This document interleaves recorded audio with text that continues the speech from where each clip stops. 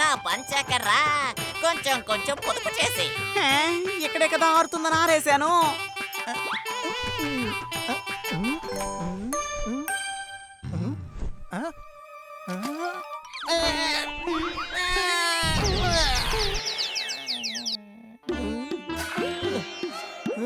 నేనిక్కడే నీ పంచ ఆరుతుంది కదా అని ఆరబెట్టి పైన రాయి పెట్టాను. గాలికి ఎగిరిల్లిందనుకుంటాను. విజయనగరానికి చెందిన మురళి, ప్రకాష్ ఇంకా సురేష్ వీళ్ళు ముగ్గురు కలిసి పెద్ద సమస్యని కూడా ఇట్టే తీర్చేస్తారు. నువ్వు చెప్పినట్టు పంచి గాల్లో ఎగిరిపోయిందంటే అది పైన పెట్టిన రాయి కింద పడుంటుందే. గాలిలో పంచె ఇలా ఎగిరింది, రాయితో పాటు ఎగిరింది. ఇప్పుడు అర్థమైందా? అయితే దీనికి అర్థం ఏంటంటే ఎవరో దీన్ని కావాలనే పంచెని తీసుకెళ్లారు. అరే అది పంచ నిధి కాదు కదా, అలాంటిది దాన్ని ఎందుకు తీసుకెళ్లారు? ఏంటి మీరు? కేశవన్నయ్య, దీన్ని తీసుకుని ఎవరో కూడా పారిపోతూ ఉన్నాడు. పరిగెత్తేటప్పుడు దీంట్లోనే ఇరుక్కుని కింద పడిపోయాడు. ఇది నా పంచ.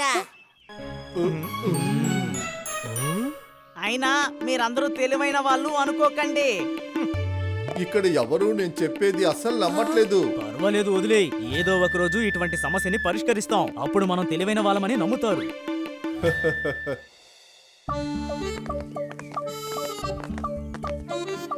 ఇది ఎలాంటి గుర్తు?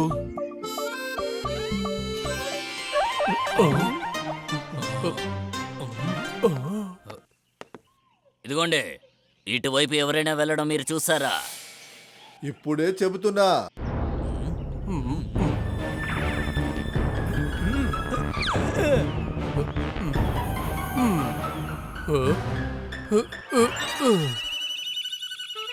ఏంటండి మాతో ఆడుకుంటున్నారా?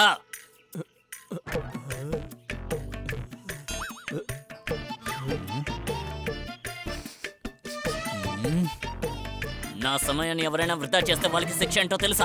దళపతి గారు, ఏదైనా నిజం తెలిసిందా?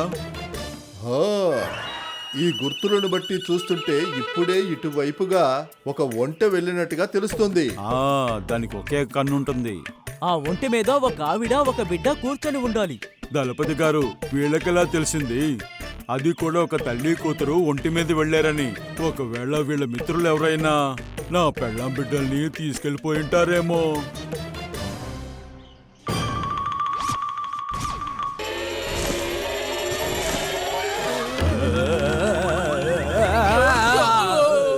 వీళ్ళని పట్టుకోండి.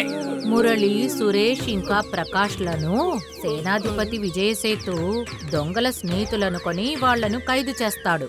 ఆ తర్వాత వాళ్ళని తీసుకువెళ్లి విద్యాధర్ మహారాజు ముందు నిలబెడతాడు. అలాగా? అయితే నువ్వు ఈయన భార్య పిల్లలు ఎవరిని చూడలేదు? లేదు మహారాజా, మేము సేనాధిపతి దగ్గర ఏం చెప్పామంటే అది గాలి వాసన బట్టి చెప్పాం. భూమిలో ఉండే గుర్తులను బట్టి, ఆ తర్వాత దూరం చూపుతో చూసి చెప్పాము. అలాగా?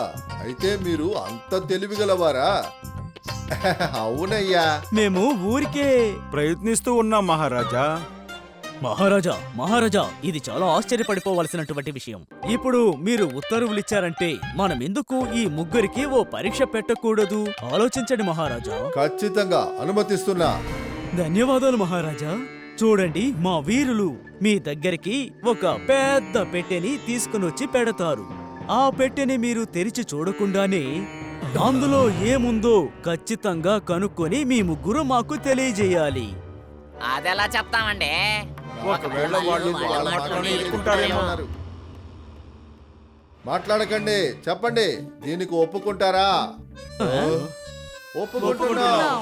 దక్షిణ దిక్కున ఉన్నారు చూడండి సైనికులు. వాళ్ళకి చెప్పి ఆ పెట్టెని త్వరగా తీసుకురమ్మనండి.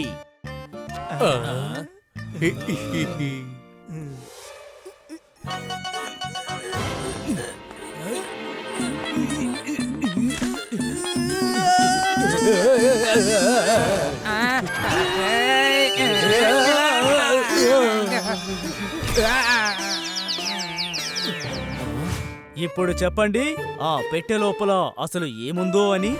దీని లోపల ఏదో గుండ్రటి వస్తువు ఉంది. ఆ గుండ్రటి వస్తువు దానిమ్మ పండు. దానిమ్మకాయ. ఎవరు ఏమంటున్నారు వీళ్ళు? వీళ్ళు? మహారాజా ఈ పెట్టె లోపల దానిమ్మ పండే ఉంది. ఇంకా పచ్చిగా ఉంది. మహారాజా మహారాజా అయినా ఇది ఎలా సాధ్యం? విషయం ఏంటి సారంగా? నిజంగానే దీని లోపల పచ్చి దానిమ్మ ఉందా? అవును మహారాజా. నేను ఒప్పుకోను. ఈ పెట్టెని వెంటనే తెరవండి. ఆ? ఆ? సాధ్యం కాదు. దీన్ని ఎలా మీరు కనిపెట్టారు? మహారాజా, వీరులు ఈ పెట్టెని తీసుకొచ్చేటప్పుడు ఈ పెట్టెలో ఉండే ఏదో ఒక వస్తువు దొర్లే శబ్దం వినిపించింది. దాని ద్వారా మాకు తెలిసింది ఇందులో ఉన్న వస్తువులు గుండ్రంగా ఉంటాయని.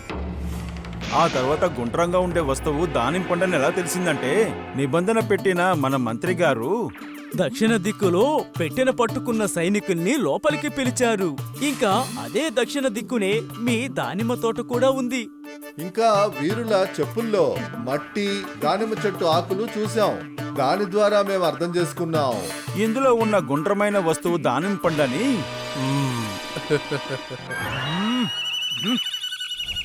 మీరు చెప్పింది సరైనదేనని ఒప్పుకుంటున్నాం అనుకోండి, కానీ దానిమ్మ పచ్చ రంగులో ఉందని మీకెలా తెలుసు?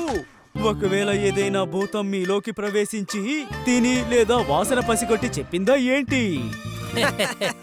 చెప్పండి చెప్పండి, బాగా ఇరుక్కుపోయారా? మంత్రి గారు, మీరిలాంటి ప్రశ్న అడుగుతారని మేము అస్సలు అనుకోలేదు. ఎందుకంటే ప్రతి పండు పండడానికి ఒక కాలం ఉంటుంది. తర్వాత అందరికీ తెలుసు దానిమ్మకాయలు ఈ సమయంలో పండవని. దానిమ్మ పండు పండలేదంటే అవి పచ్చిగానే ఉంటాయి కదా మహారాజా. ఆ, ఇప్పుడు నేను నమ్ముతున్నాను. మీ ముగ్గురులో ఉండే ఆ జ్ఞానము నన్ను ఆశ్చర్యపరిచింది. క్షమించండి మహారాజా, దానివల్ల వీళ్ళు దొంగల కారని నిరూపించలేరు. కానీ చూడకుండా వీళ్ళలా తెలుసుకున్నారు అంటే ఈయన భార్య పిల్లలు ఇటువైపే వెళ్లారని, అది కూడా ఒంటి మీద కూర్చుని. మహారాజా, అక్కడ ఉన్న మట్టిలో ఒంటి కాలి అడుగుల్ని చూశాము. ఒక చంటి బిడ్డ కూడా తెలుస్తోంది అది ఒక ఒంటె కాలి గుర్తులని. అది సరే, ఆ ఒంటి కన్ను గుడ్డిదని మీరు ఎలా చెప్పగలిగారు? ఒకవేళ అదే వచ్చి మీతో చెప్పిందా ఏంటి? ఖచ్చితంగా లేదు. ఎందుకంటే అటువైపు వెళ్ళిన ఒంటె ఒకవైపే గడ్డి తిని వెళ్ళిపోయింది. ఎందుకంటే మరోవైపు పచ్చగడ్డి చాలా ఎక్కువగా ఉంది. తర్వాత మీరు ఇది కూడా అడగొచ్చు, ఆ అమ్మ కొడుకు ఆ ఒంటి మీదే వెళ్ళారని మీకెలా తెలుసు? ఎందుకంటే ఏం జరిగిందంటే వాళ్ళ అమ్మ బిడ్డ కాలి అడుగులు ఏమై ఉంటాయంటే కొద్ది దూరం ఆ ఒంటె కాలి ముద్రలతో పాటు కలిసి వచ్చారు. కానీ వాళ్ళు ఒంటె మీద కూర్చున్న తర్వాత తన బిడ్డ కాలి ముద్రలు కనిపించలేదు. అందుకనే వాళ్ళిద్దరూ ఒంటి మీద కూర్చున్నారని అనిపిస్తోంది. వీళ్ళు చెప్పేది నిజం మహారాజా. ఇదిగో ఈయన భార్య ఇంకా పిల్లలు ఒంటి మీద సవారీ చేసి ఇంటికి సమయానికి వెళ్లి చేరుకున్నారంట. ఏంటి? నేను వెళ్ళొస్తాను మహారాజా. మీరు దయచేసి నన్ను క్షమించండి. అనవసరంగా మీ మీద అబండాలు వేశాను. నేను ఇప్పుడు బయలుదేరతాను. హ, అద్భుతం. మీరు ముగ్గురు చాలా అద్భుతమైన వారు. మీలాంటి అద్భుతమైన వాళ్ళు ఎప్పుడూ నా మనసులోనే నిండి ఉంటారు. ఏమంటారు మంత్రి గారు? అలాగే మహారాజా. తర్వాత వాళ్ళు ముగ్గురు ఈ విధంగా పనిచేసి వాళ్ళెంతో బుద్ధిమంతులని మహారాజుకి తెలిసేలా చేస్తారు. ఎంతో దూరం నుంచి జనం ఆ ముగ్గురి జ్ఞానం మీద నమ్మకంతో వాళ్ళని వెతుక్కుంటూ సమస్యలతో వచ్చేవారు. అర్థం చేసుకున్నావమ్మా. వాళ్ళు ముగ్గురు ఒకటిగా కలిసి పనిచేయగలరంటే మన వల్ల ఎందుకు కాదు? తర్వాత గేమ్ లో నేను బాల్ పాస్ చేస్తాను. తర్వాత మనం దాన్ని ఒకటి కాదు, రెండు కాదు, 3 గోల్స్ వేసి వాళ్ళని ఓడిస్తాం. 3 ఎందుకు? మనల్ని ఎంతో ప్రేమగా చూసుకునే అమ్మ ఆశీర్వాదం ఉండగా ఎక్స్ట్రా ఇంకో గోల్ వేయాలి కదా. అందుకే మనం 4 గోల్స్ వేసి అవుట్ చేద్దాం. చేతులివ్వండి.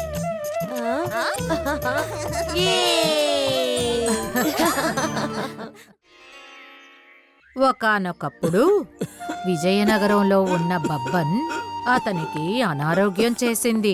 అందువల్ల ఆయన వైద్యం కోసం ఇంట్లో ఉన్న డబ్బంతా ఖర్చయిపోయింది.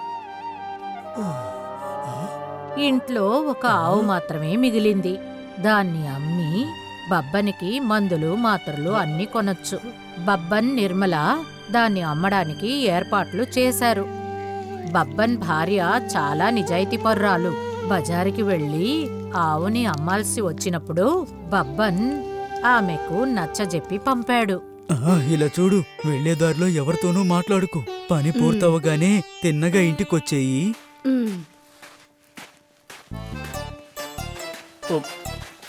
నమస్తే అత్తయ్య. అరే అత్తకి ఏమైంది? పట్టించుకోకుండా వెళ్ళిపోయింది. ఏమైందో ఏంటో.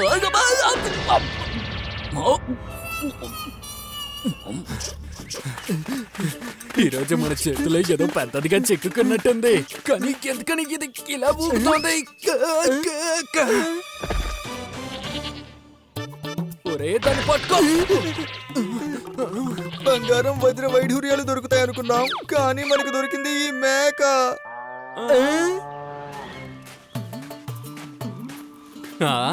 ఇప్పుడు ఈ మేకని ఎలా ఆవుగా మారుస్తానో కాస్త వేచి ఉండి చూడు.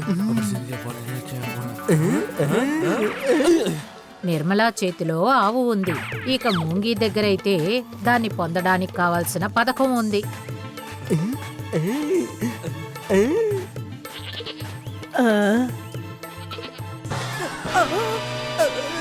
నా ఆవు. ఏమైంది అత్తయ్యా? నేను తీసుకొచ్చింది ఆవుని. ఈ మేక ఎవరిదో నాకు తెలీదు. ఇక్కడ ఉన్న మేకే మీ ఆవు అత్తయ్య. మీకు అస్సలు తెలియదు. ఇక్కడ ఉన్న గాలిలోనే మంత్రం ఉంది. గాలి తగిలిన వెంటనే ఆవు మేకైపోయింది. గాలిలో మంత్రం ఉందా? నాతో ఈ విషయం ఎవరు చెప్పలేదే. చూసారా అత్తయ్య నా గేదెని? నా గేదె కూడా ఈ గాలి వల్లే మనిషిగా మారిపోయింది, కానీ ఎప్పటి వరకు బుర్ర మాత్రం పెరగలేదు.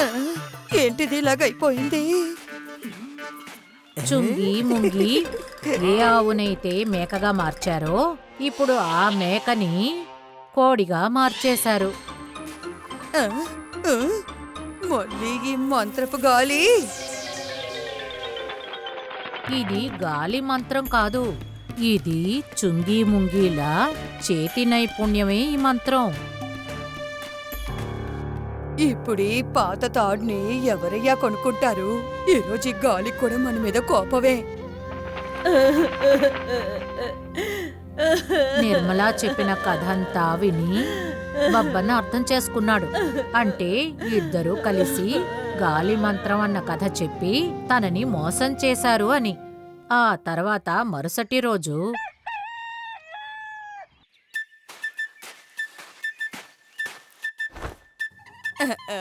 మంగులు అన్నయ్య గారి కుందేలుని తీసుకొచ్చేసారా? కానీ ఇది మీ ఆలోచనల్ని నెరవేరుస్తాయా? చూసుకోండి, ఎటువంటి ఇబ్బంది కలగకూడదు. చూస్తూ ఉండు నిర్మల, కానీ ఏం చేయాలో గుర్తుంది కదా. నాకు బాగా గుర్తుంది. నిన్న కూర్చున్న చోటు నుంచే బాగా డబ్బుల్ని చూసాం. ఇక్కడ చుంగికి ముంగికి ఒక విషయం తెలీదు. అదేమిటంటే వాళ్ళిద్దరూ ఈరోజు బాగా ఇరుక్కుంటారు అని. అరెరే, మెల్లగా నాన్న, మెల్లగా.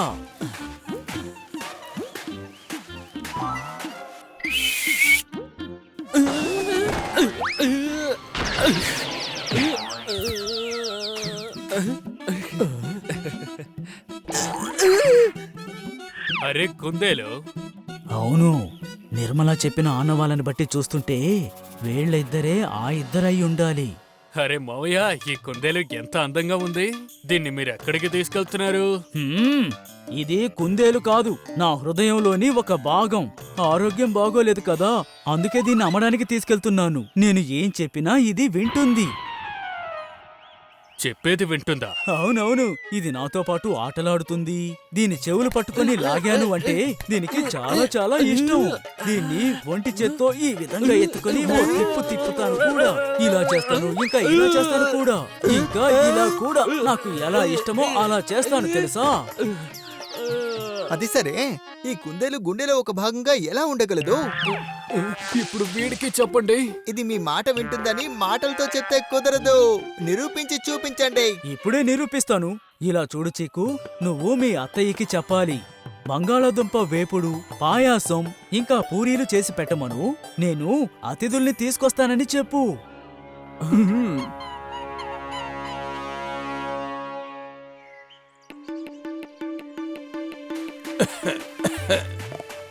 నిర్మల, తలుపు తెరువు, మేము వచ్చేసాం. చీకు వచ్చి మొత్తం చెప్పింది. బంగాళదుంప, పూరీలు, పాయాసం అన్నీ చేశానయ్యా. నిజంగానా? ఈ కుందేలు నిజంగానే తెలివైనదే.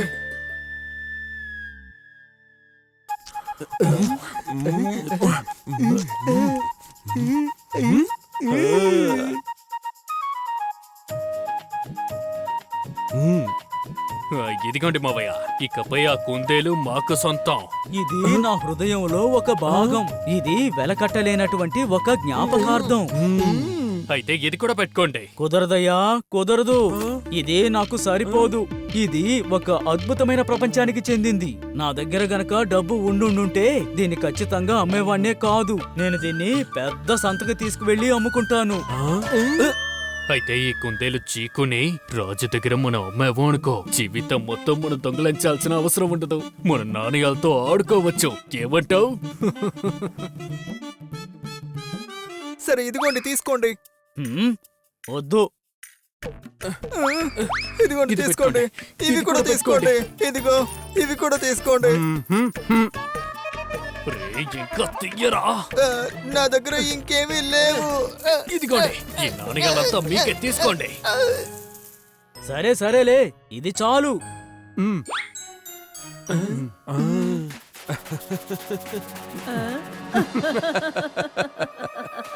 మనం కష్టపడి సంపాదించింది ఈ కుందేలు కోసం అలా ఇచ్చేసారేంటి?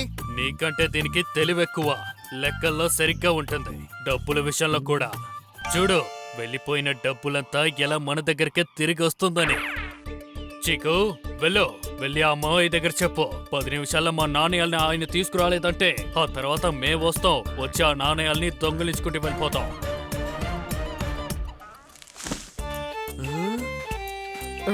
10 నిమిషాలు అని చెప్పి ఏకంగా గంటైపోయింది. అక్కడికి చీకు రాలేదు, బంగారు నాణేలతో మావయ్య రాలేదు. అప్పుడే వాళ్ళకి అనుమానం వచ్చింది, వాళ్ళిద్దరినీ బబ్బన్ మోసం చేశాడని. మావయ్య, మర్యాదగా బయటికి రండి. ఏమైందయ్యా? ఏమైనా మర్చిపోయారా? ఈ తెలివిని ఉపయోగించకండి. మాకు మేమిచ్చిన నాణ్యాలు తిరిగి కావాలి. ఇదిగోండి.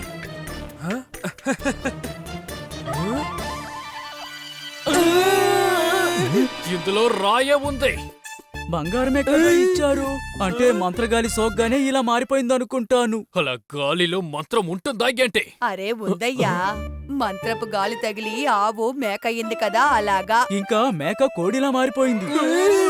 అరే, ఈవిడే ఆవు తెచ్చిన అత్తయ్య. ఆవునే ఈవిడ దగ్గర నుంచి మనం దొంగలించాం. కాపలాదారులు ఎంతో దూరం వెళ్ళుండరు. వాళ్ళని పిలవమంటారా? మనల్ని వీళ్ళు మోసం చేశారు. సరే సరే, బయలుదేరండి. మేము కాసేపు విశ్రాంతి తీసుకోవాలి.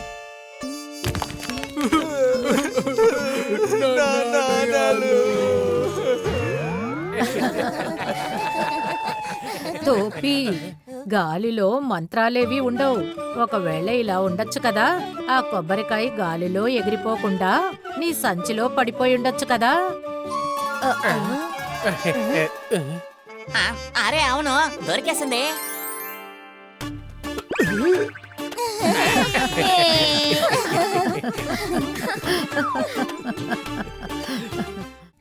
If you like this video, subscribe to our channel Murthy Media.